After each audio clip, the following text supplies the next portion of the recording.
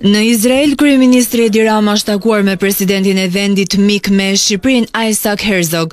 Kreu i qeverisë shqiptare është nderuar me një medalje nderi në një ceremoni të posaçme organizuar në rezidencën presidenciale në Jeruzalem, ku ai ishte i ftuar me bashkëshorten e tij Linda Rama dhe delegacionin shqiptar që e shoqëron në këtë vizitë. The Israeli Presidential Medal of Honor recognizes those like you. Medalja presidenciale e nderit të Izraelit nderon ata si ju, që kanë ndriçuar botën me udhëheqjen e tyre të jashtëzakonshme, qartësinë morale dhe vlerat demokratike, dhe ata që kanë dëshmuar miqësinë e tyre të guximshme me popullin hebre dhe shtetin e Izraelit. Kodi shqiptar i besës, betimi i shenjtë i nderit, mbrojtjes dhe integritetit, ndjehet mjaft i pranishëm në këtë holl. Besa ka udhëhequr kombin shqiptar dhe ka mbajtur pishtarin e dritës në emër të gjithë njerëzimit në orët e tij më të errta gjatë Holokaustit.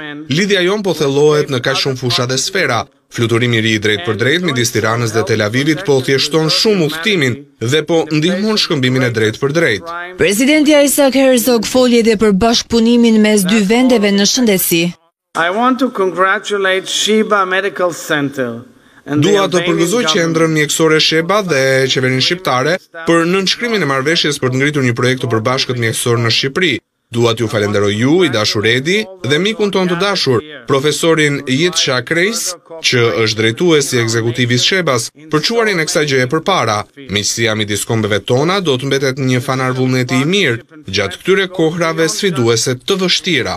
Shqipëria, tha kryeministri Edi Rama, do të jetë gjithmonë shtëpia juaj e dytë dhe ju do të jeni gjithmonë të mirëpritur në Shqipëri. We stand firmly, as you said, Mr. President, with Israel in this. Ne qëndrojmë të patundur në krahët e Izraelit në këtë moment të vështirë e të dhimbshëm, ku ende ka njerëz në bodrumet mesjetare të Hamasit. Siç e kam thënë më parë, dua ta përsëris dhe tani. Shqipëria ka qenë gjithmonë mbështetëse e zgjidhjes mes dy shteteve, por në këndvështrimin tim e në këndvështrimin ton nuk ka zgjidhje me Hamasin. Aty dhe ndryshe nga që janë përpjekur të tjerë të thonë, Hamasi nuk është lëvizje rezistence. Hamasi janë nazistët e shekullit të ri.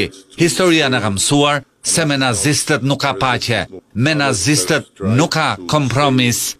Pres me padurim, theksoi kryeministri Edi Rama, të shoh paqen midis hebrejve dhe arabëve, mbeten vërtet mirënjohës përgjithmonë. Për këtë moment i jetës time që jam i sigurt, nuk e meritoj si person, por që jam i sigurt që të gjithë shqiptarët që kanë bërë diçka për hebrejt e meritonin këtë moment.